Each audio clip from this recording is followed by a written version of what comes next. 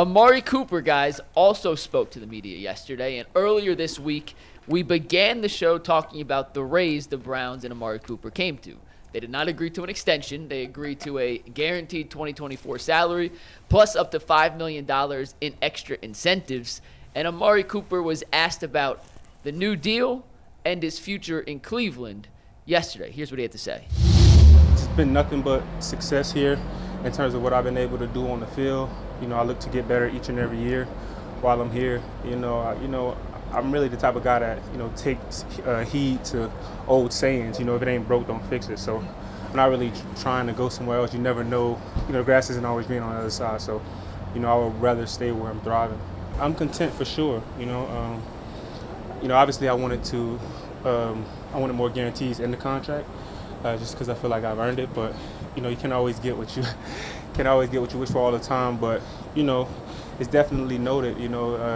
If I have to go earn it, that's what I'll do. I'm really the type of guy, like, I don't really like change. I mean, if change happens, which, a lot of times it inevitably does, you have to be able to adjust and adapt to any situation. So I'm very adaptable, but at the same time, I don't necessarily like the change. So, yeah, I want to be here.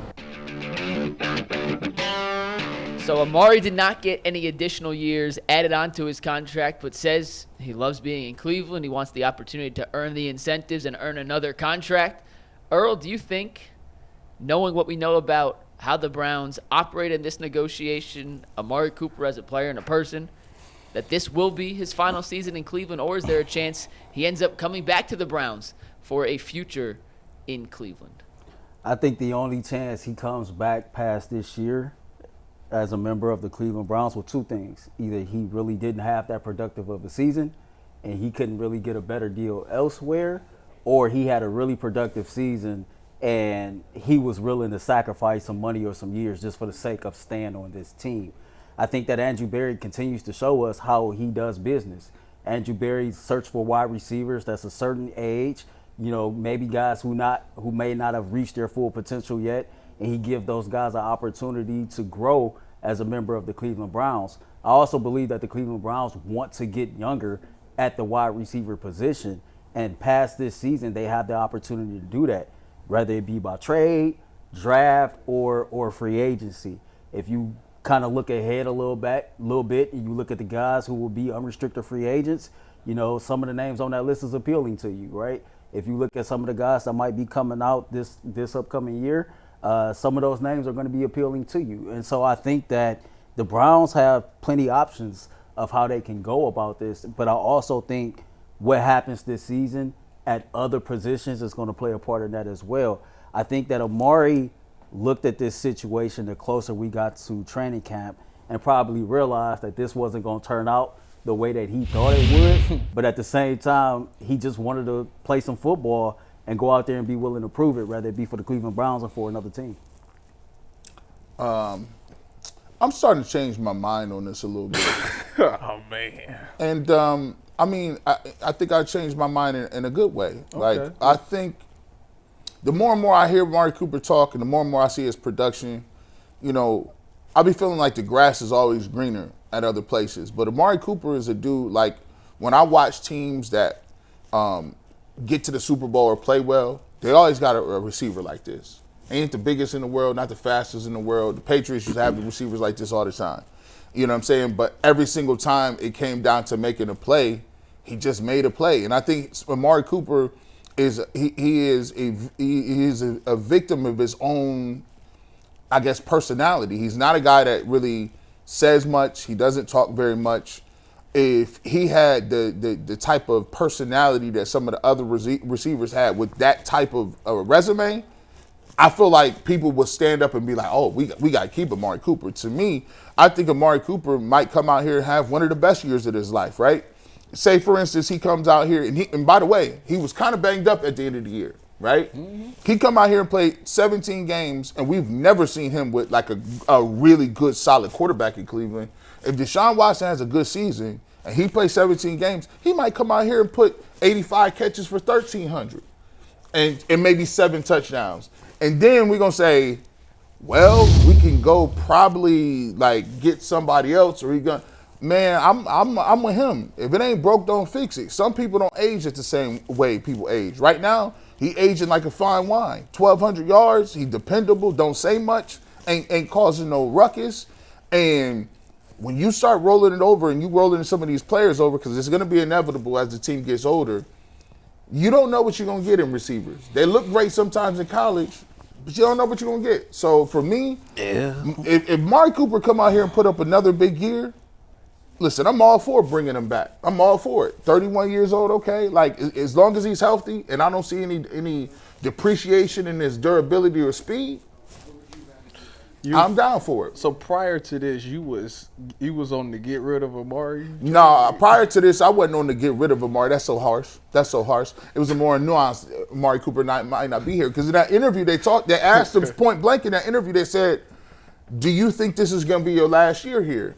And he said, well, contractually, yes, it's going to be my last year. But, he wanted more years. He wanted, he's like, I want to be here. I don't want to mix things up. The thing about this is, it's so funny how before you come to Cleveland, and we're finding this out with a lot of athletes, before they come to Cleveland, it's such a bad stigma about Cleveland. Yep.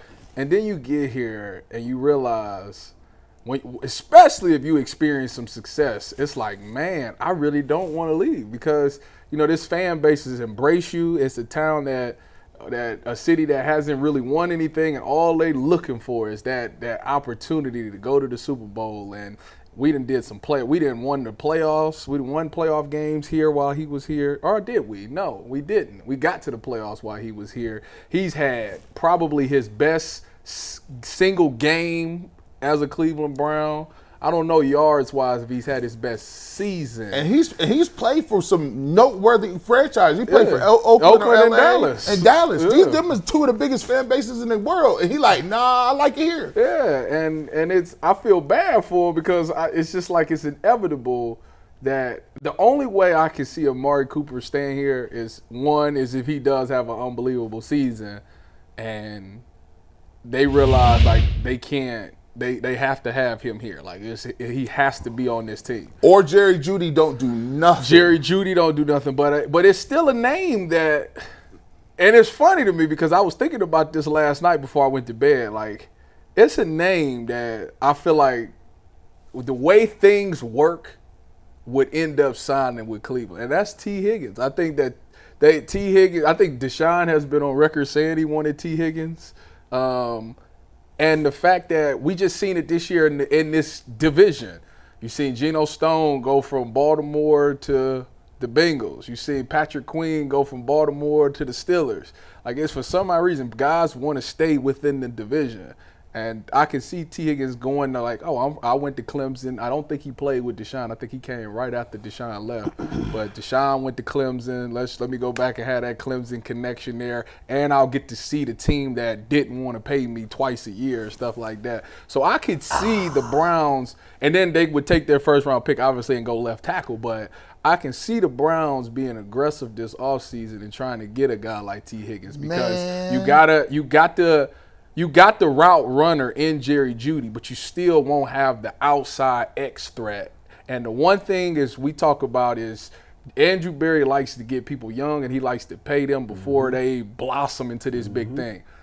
And to this point, nobody's really comfortable with calling T. Higgins just a bona fide one. Nobody wants to say that. So I don't think he's going to demand top tier money. I think he's going to get some good money, but I don't think it's going to break the bank type money because they're going to say, well, you haven't proved us that you're a bona fide X. So why would you're not getting Justin Jefferson money. You're not getting Jamar Chase money. You're not a bona fide X. So therefore, it's going to be a discount already there for him that he has to take. And Andrew Berry's the type of guy to be like, hey, offense is doing well. We're throwing the ball more. Your quarterback is from Clemson. He wants you here. You'll go against a team that didn't want to pay you 2 times or pay you twice a year. Before we let Earl get to that, the only part you missed, see, I'm working with you. You picking up what I'm putting down? What you should have did for a clip, you should have been like, I've been talking to people around the league. and I would not be surprised to hear T. Higgins' name brought in conversations next year if and only if Amari Cooper does not come. See that right there? That's FS1. That's ESPN. Because guess what? I've been talking to my league sources and guys that are in the league. I'm not going to say that though, because this is something that I thought about last night as I was about to. Don't let a good story get in the way. There you go. I think a couple things. First of all, I would take the 217 and 3 touchdowns that he had in Dallas versus the Eagles over the game he had last year in Houston as far as best game of his career. But I think there's a lot of different things that we have to understand. A lot of what's going to happen with Amari next season is really outside of his control because of his age, right? Think about this. If Cedric Tillman develops or takes that next step, or if Elijah Moore develops and take that next step, Elijah Moore, if he plays good this year, he's going to get a contract. Again, he's young. If he shows that playmaking ability, it makes sense for Andrew Berry to lock him up for a couple more years. Mm-hmm. If Cedric Tillman takes that next step, and Cedric is more of the body type and prototype that you will look at as an Amari replacement, so to speak, right? That don't cost you a lot of money because he's under contract as a second-round, third-round pick, okay? So if all those things happen, it really don't make sense to re-sign Amari, right? And then you got to think of this. We talk all the time about Wyatt Teller and Joe Bitonio possibly this being their last year, right? Because of how much money they made. Mm-hmm. But what if Luke Whippler and Zach Zinter aren't ready? And so what you thought was going to be their last year, now the Browns got to foot that bill for one more year because we all know, and Kevin told you this on draft day, everything the Browns do starts in the trenches. So if those dudes are not ready that's behind the starters, it low-key forces the Browns' hand to hold on to one of those high-priced guards for another year. Mm. Then you got the Martin Emerson impact. You got the Jock impact. There's so many different pieces on this chessboard outside of Amari Cooper that if they move a certain way, I just feel like because of his age, no matter the production, he's going to be the odd man out. There's going to be a lot of decisions made. Whoever gets left out, people will call that a hot take, whether it's J.O.K. Emerson, who don't get money. But coming up in a minute, we will talk about some YouTube hot takes.